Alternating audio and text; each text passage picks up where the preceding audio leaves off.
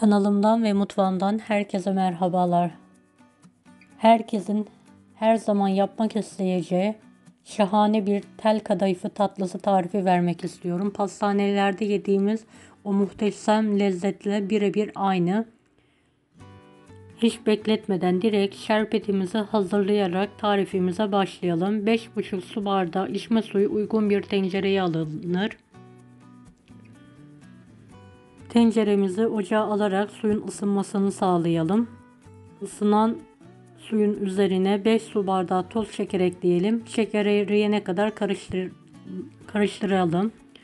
3-4 damla limon sıkarak şerbetimizi kaynamasını bekleyelim. Kaynayınca dakika tutalım. 30 dakikaya yakın kıvam alana kadar şerbetimizi kaynatalım. Gördüğünüz gibi köpükler tencerenin her tarafında dağılmış bir şekilde olacak ve kıvamı da koyu olacak.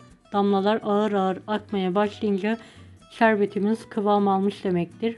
Altını kapatarak ilk sıcaklığının geçmesini bekleyelim. Biz bu arada kadayıfımızı hazırlayalım. Fırın tepsisinin altını saf tereyağı ile bolca yağlayalım. 500 gram tel kadayıfı kullandım. Yarısını altına döşeyelim. Kadayıfımızı hiç parçalamadan uzun tepsinin altına yerleştirelim. Kadayıfı alırken uzun kadayıf alırsanız tatlınız daha böyle muntazam olacaktır. Benimkiler biraz karışıktı. Açmam zor oldu.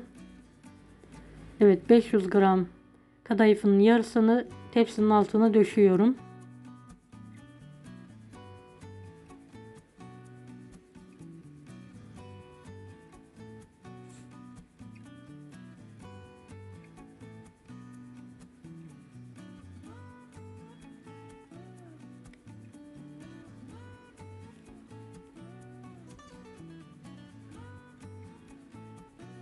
...250 gram iri kırılmış ceviz kullandım arasına. Dilerseniz Antep fıstığı, fındık, badem de kullanabilirsiniz. 1 yemek kaşığı toz şekerle karıştırılarak ceviz tepsinin her tarafına eşit bir şekilde yayılır. Gözüme ceviz az geldiği için biraz da ince kırım ceviz ilavesi yaptım.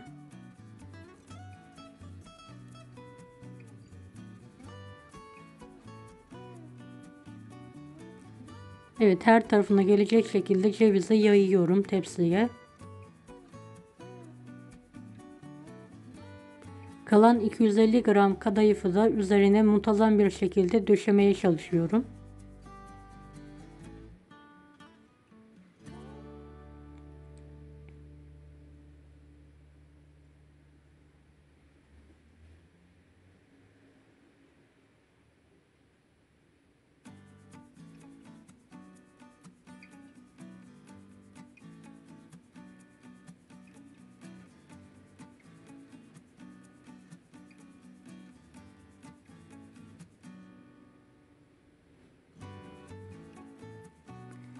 Evet, kadayıfımı kapladıktan sonra üzerine küçük boy bir tepsi yardımıyla sıkı sıkı bastırıyorum. Ne kadar bastırırsanız kadayıfınız o kadar muntazam olacaktır.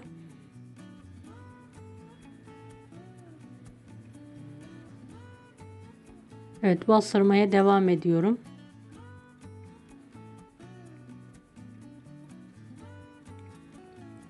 ...250 gram tereyağı erittim. İçine 1 çay bardağı sıvı yağ ekleyerek kadayıfın üzerine eşit bir şekilde dökmeye çalışıyorum, gördüğünüz gibi. Evet, bir fırça yardımıyla her tarafına gelecek şekilde tereyağımı yediriyorum. Videomu bu kısma kadar izlediyseniz yorum kısmına herhangi bir emoji bırakırsanız bana destek olmak için sevinirim. Evet, en son yağı döktükten sonra tekrardan aynı tepsiyle üzerine bastırarak şekil veriyorum. Evet, sıkı sıkı bastırmaya devam ediyorum. Evet, tel kadayıf artık fırına girmeye hazır. 180 dereceli fanlı fırında üzeri kızarana kadar pişirmeyi bırakıyorum. Dilerseniz üzerine bir fırın kağıdı kapatabilirsiniz veya direkt de fırında pişirebilirsiniz. Evet, kadayıfım kızardı. Fırından çıkartıyorum. Gördüğünüz gibi nar gibi kızardı. İlk sıcaklığının çıkmasını bekliyorum. Daha sonra ilk sıcaklığı çıkmış şerbetimi kadayıfın üzerine eşit bir şekilde döküyorum.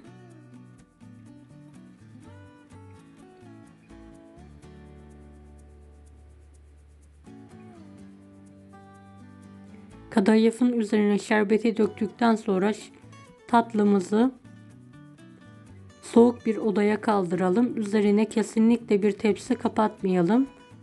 Kadayıfımız çıtır çıtır kalsın, yumuşamasın. Bu önemli bir püf noktadır. Dikkat edelim. Evet, kıvamlı bir şerbet yaptığımız için kadayıfımız yumuşamayacak. Çıtır çıtır. Aynı hazır kadayıf tatlısı gibi olacak. Evet, şerbeti döktükten sonra en az 1 saat soğuk odada dinlenmeye bırakalım.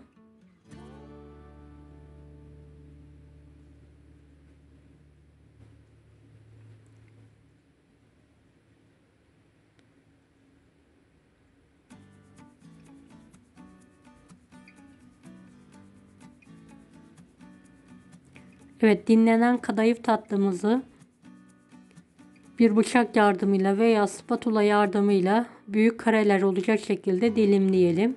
Benim spatulam çok keskin olmadığı için biraz zorlandım. Daha sonra bıçak yardımıyla kolaylıkla kestim.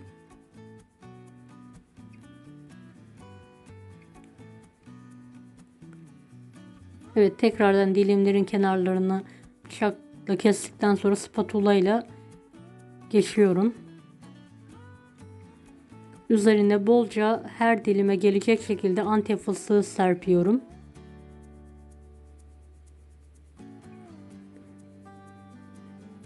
Evet, dilimledikten sonra servise hazırlıyorum. Dilerseniz üzerinde veya yanında dondurma ikram edebilirsiniz.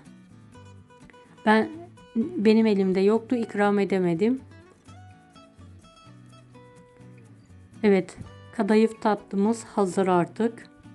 Gördüğünüz gibi görüntüsünden bile belli çıtır oldu. Deneyecek olanlara şimdiden kolaylıklar dilerim. Kanalıma ücretsiz abone olmayı unutmayın. Bir dahaki videolarda görüşmek üzere. Allah'a emanet olun. Hoşça kalın.